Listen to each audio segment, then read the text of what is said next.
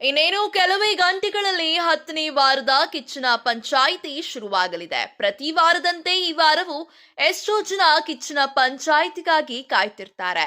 ಈ ವಾರದ ಕಿಚ್ಚನ ಪಂಚಾಯಿತಿಯಲ್ಲಿ ಇಡೀ ಬಿಗ್ ಬಾಸ್ 11 ಸೀಸನ್ಗಳಲ್ಲಿ ಎಂದಿಗೂ ನಡೆಯದೇ ಇಲ್ಲದ ಒಂದು ಕಹಿ ಘಟನೆ ಈ ವಾರದ ಕಿಚ್ಚನ ಪಂಚಾಯಿತಿಯಲ್ಲಿ ನಡೆದು ಹೋಗಿದೆ. ಹೌದು, ಅದು ಏನು ಎಂದು ತಿಳಿಸ್ಕೊಡ್ತೇನೆ. ಅದಕ್ಕೂ ಮುನ್ನ ಈ ಕೂಡಲೇ ಸ್ಯಾಂಡಲ್ವುಡ್ ಕಥೆಗಳು ಯೂಟ್ಯೂಬ್ ಚಾನೆಲ್ ಅನ್ನು ಸಬ್ಸ್ಕ್ರೈಬ್ ಮಾಡಿ ಹಾಗೂ ಪಕ್ಕದಲ್ಲಿ ಕಾಣ್ತಿರುವಂತಹ ಬೆಲ್ ಐಕಾನ್ ಕ್ಲಿಕ್ ಮಾಡಿ. ಈ ಸೀಸನ್ ನಲ್ಲಿ ಮನೆಯಲ್ಲಿ ಇರುವ ಸ್ಪರ್ಧಿಗಳಿಗೆ ಕೊಂಚವೂ ಸಹ ಭಯ ಭಕ್ತಿ ಇಲ್ಲದಂತಾಗಿದೆ. ಕಿಚ್ಚನ ಎದುರೇ ನಾಲಿಗೆ ಹರಿಬಿಟ್ಟು ಧ್ರುವಂತ್ ಹಾಗೂ ರಜತ್ ಮಾತನಾಡಿದ್ದಾರೆ. ಹೌದು, ಸೀಸನ್ 12ರ ಬಿಗ್ ಬಾಸ್ ಕನ್ನಡ ಮತ್ತೊಂದು ವೀಕೆಂಡ್ ಬಂದಾಗಿದೆ. ಶನಿವಾರದ ಎಪಿಸೋಡ್ನಲ್ಲಿ ವಾರದ ವಿಶ್ಲೇಷಣೆ ನಡೆಯಲಿದ್ದು, ಈ ಬಾರಿ ಪ್ರೇಕ್ಷಕರಿಂದ ಸ್ಪರ್ಧಿಗಳಿಗೆ ಬಂದಿರುವ ಪತ್ರಗಳನ್ನು ಓದಲಾಗ್ತಿದೆ.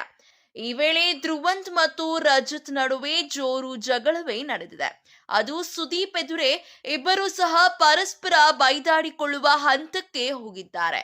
ಪ್ರೋಮೋದಲ್ಲಿ ತೋರಿಸಿದಂತೆ ಧ್ರುವಂತ್ ರಜತ್ ಕುರಿತಾಗಿ ಎಷ್ಟರಲ್ಲಿ ಇರಬೇಕೋ ಅಷ್ಟರಲ್ಲಿ ಇರು ಎಂದು ಕೈ ತೋರಿಸಿ ಆವಾಜ್ ಹಾಕಿದ್ದಾರೆ.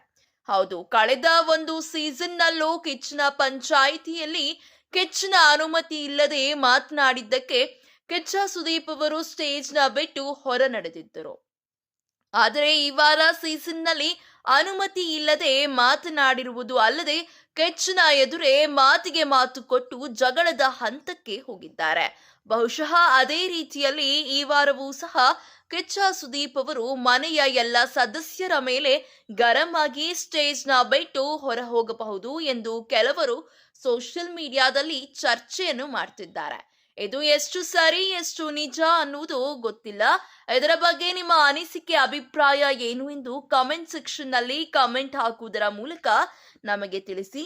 ಇದೇ ರೀತಿಯ ಸಿನಿ ಅಪ್ಡೇಟ್ಸ್ಗಳಿಗಾಗಿ ಹಾಗೂ ಕನ್ನಡ ಬಿಗ್ ಬಾಸ್ 12ರ ಲೇಟೆಸ್ಟ್ ಅಪ್ಡೇಟ್ಸ್ಗಳಿಗಾಗಿ ಈ ಕೂಡಲೇ ನಮ್ಮ ಯೂಟ್ಯೂಬ್ ಚಾನೆಲ್ ಅನ್ನು ಸಬ್ಸ್ಕ್ರೈಬ್ ಮಾಡಿ ಹಾಗೂ ಪಕ್ಕದಲ್ಲಿ ಕಾಣ್ತಿರುವಂತಹ ಬೆಲ್ ಐಕಾನ್ ಕ್ಲಿಕ್ ಮಾಡಿ.